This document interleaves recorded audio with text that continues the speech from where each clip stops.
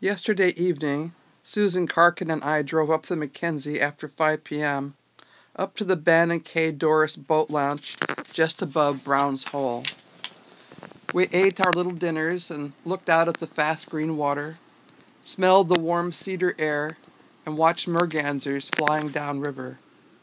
We walked down to Brown's Hole and talked and just loved being out in a little bit of wilderness for a little bit of time.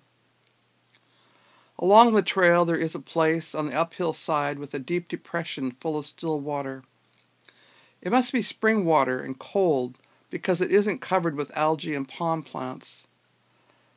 Then the path comes around and goes directly down to the river, where it pauses on a nice scrap of sandy beach, looking over at the opening crescendo of rapids above Brown's Hole.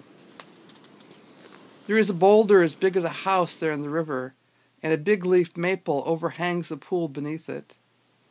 This pool has jade depths and reflects the changing light of the sky in slow turns and muscular ripples, as if something very large were constantly just coming to the surface and diving down again, just before the eye could catch sight of it.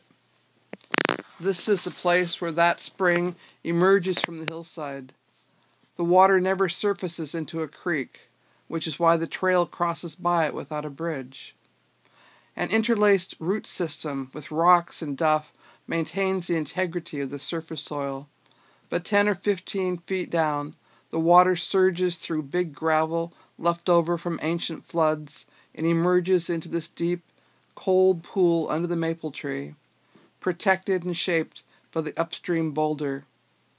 And there the water circles and surges before slipping into a side current, and finally racing away into the main stem, roughing up for the wild ride called Brown's Hole. And it was there by the spring-fed hole that we found red columbine blooming, just 2 perfect red blossoms with gold dust stamens.